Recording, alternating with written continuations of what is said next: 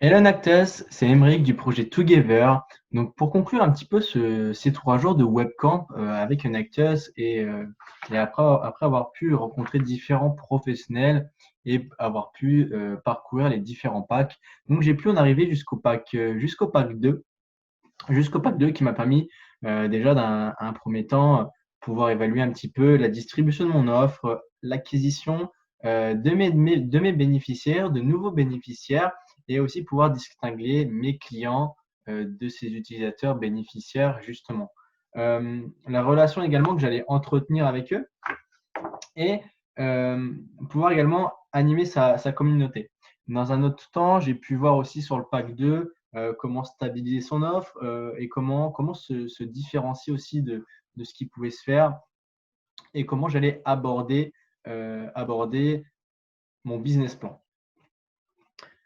Tout d'abord, j'aimerais revenir avec vous par rapport à la rencontre avec les professionnels que j'ai pu rencontrer durant ce webcamp. J'ai pu rencontrer 6 professionnels.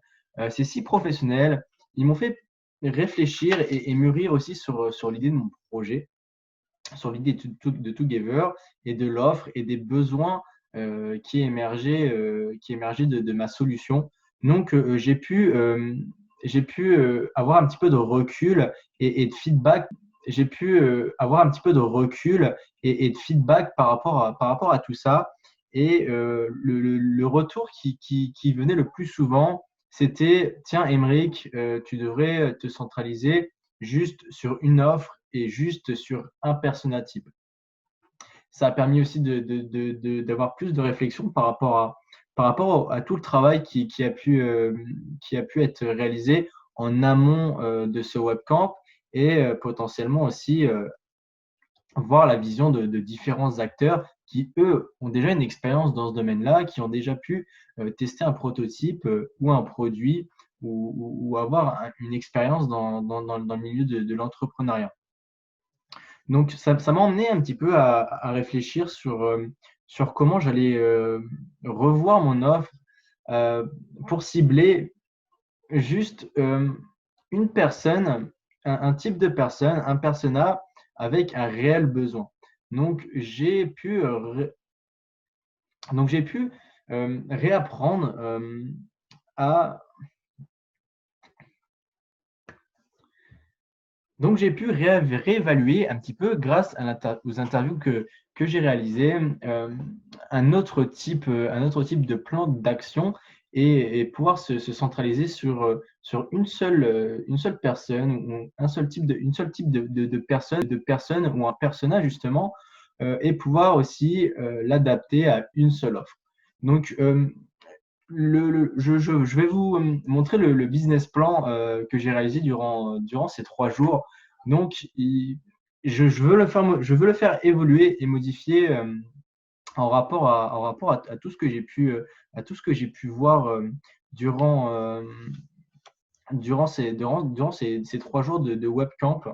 Euh, j'ai pu également participer aux conférences. Donc, j'ai participé aux conférences de choisir sa forme juridique dans l'USS qui a pu aussi m'accompagner sur l'aspect juridique, administratif, de comment tout ça pouvait se dérouler et mettre en forme. C'est quelque chose qui était une question aussi qui restait dans mes esprits que je voulais éclaircir. J'ai pu aussi également participer à l'intervention de financer ses premiers pas dans l'USS avec Xavier Delannoy, donc, qui a pu aussi euh, m'aider à voir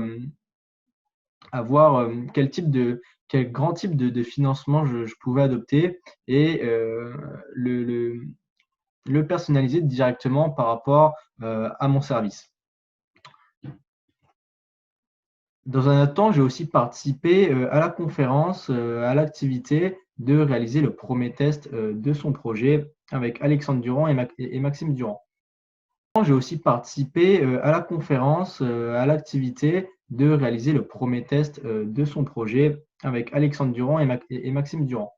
C'était aussi un moyen de pouvoir reprendre l'expérience des autres acteurs pour un point de vue personnel, enrichir tous ces acquis-là pour pouvoir évoluer de la meilleure manière. Par rapport au business plan qu'on a pu réaliser au cours de ces 3 jours, donc l'offre et le besoin que je vais identifier par la suite et que j'aimerais retravailler, forcément ce business plan va changer. C'est pour cela que je ne souhaite pas le détailler beaucoup plus durant cette vidéo. Je préfère vous dévoiler justement les interviews que j'ai pu réaliser sur 5-6 personnes et quels étaient vraiment leurs besoins et pouvoir par rapport à ces interviews-là reconsidérer l'offre de Together.